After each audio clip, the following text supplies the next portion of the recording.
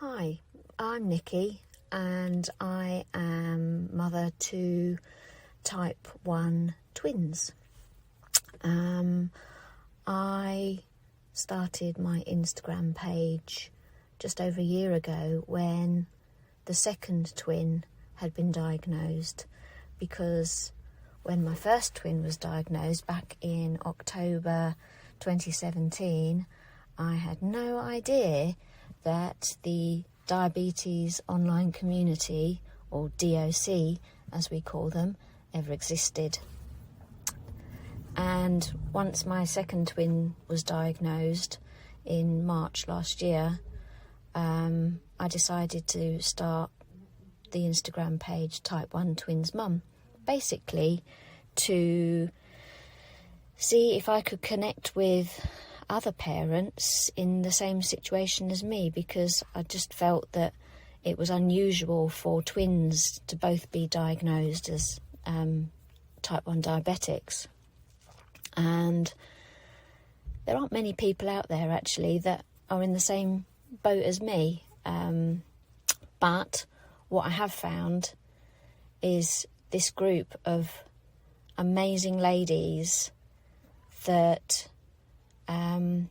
I just seem to have connected with on a really deep level, who obviously going through the same things, have advice and a shoulder of support any time of the day or night, to be fair. And I'm so thankful and so grateful that I've managed to connect with them. There are other people that I've connected to with, and yeah, that's great.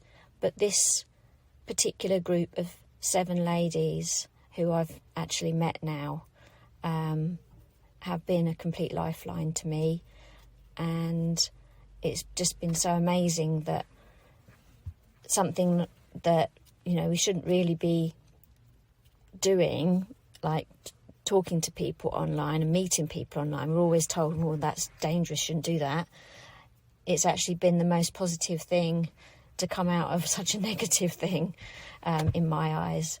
And the ladies have got so much love and so much information and advice. It's just been invaluable. We do talk on the daily, and we talk about type 1 majoritively, but also other stuff. And I think we've learned a lot from each other. We've got advice. I think I'm right in saying that my son has been diagnosed the longest, but we're all in different situations. Some of our children are on pumps, some are on tubeless ones or wired ones, or kids are on Dexcoms or Libras. We've all a different mix. We're all come from different parts of the country. But for some reason, we just all click. And I think that is just one of the most amazing things to come out of the online community. And anybody out there that needs support, reach out to somebody on the online community, because there'll be plenty of people that can offer advice or have information that you're looking for that maybe can't find closer to home. But yeah, this group of ladies are brilliant and awesome, and I'm so grateful to have them and call them friends for life. My name is Lindsey and my daughter's name is Ava, and she is 6 years old. We are better known as Miss T1D on Instagram.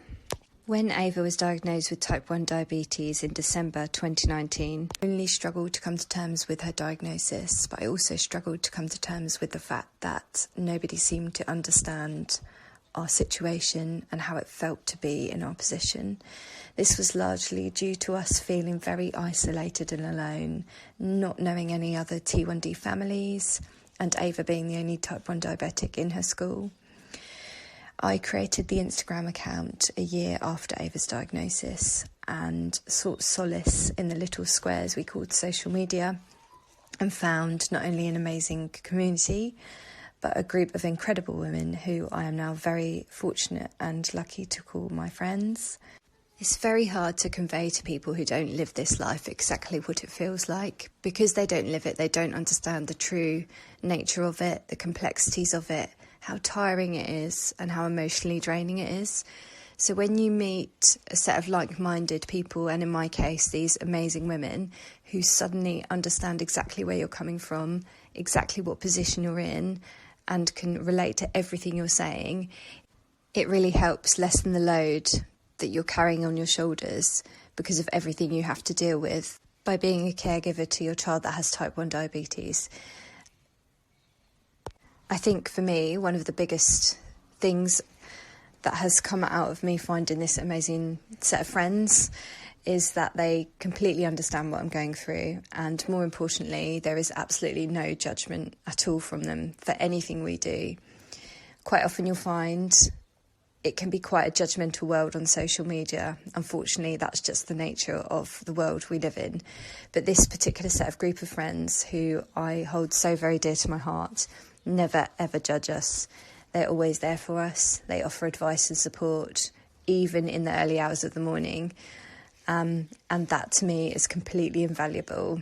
And I thank my lucky stars every single day that I have this amazing set of women in my life who I have no doubt will be my friends for life too. Hi, my name is Heather and I am HKJax84 on Instagram. When my son was diagnosed with type 1 diabetes, although it was his diagnosis, overnight I came to have to care for him and look after him in a way that I could have never have imagined. We didn't know anyone with the same diagnosis, and as his caregiver, I felt alone and isolated. One of the definitions of community is people who share interest, experiences or values, and that's exactly what I found in our group of friends. I feel very lucky that whilst our children being diagnosed with type 1 is what brought us together, I like to think that if we'd have met under different circumstances, we would be friends anyway. And through our group, I've found friendship, support and understanding, and I'm forever grateful. Hi everyone, my name is Keeley and I run the page Life with Diabetes, Layla's Journey. I'm Layla's mum and I set the page up a couple of months after Layla was diagnosed with type 1 diabetes. I set the page up originally to just try and raise a bit of awareness. I found that after Layla was diagnosed, the one question we would get asked is, can she not eat sugar now? And it became very apparent quite quickly that people really didn't know much about type 1. To be honest, myself included. When she was diagnosed, I didn't know what to expect. I honestly was one of those people that thought you might have an injection in the morning and one before bed, and away you go, that you were sorted. And it soon became very clear that that wasn't the case. So I set the page up to raise awareness.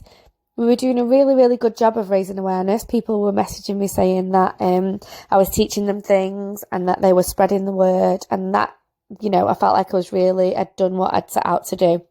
And then I started to make friendships, which sounds really silly because as a mum, I would always tell my children, you don't make friendships online. It's dangerous. It's something you don't do. So to them be doing it at first seemed a bit alien, because how do you know the person you're chatting to is the person you're chatting to? But it soon became, really, really obvious that these other women were parents of type 1 children. They understood me. They knew what I was going through. They knew what to say. They knew how to make me feel better. They knew how to support me if I was having a down day. And not only that, they had children that understood what Layla was going through. Some were older, some were younger, some were in a relationship like I am, married, other children.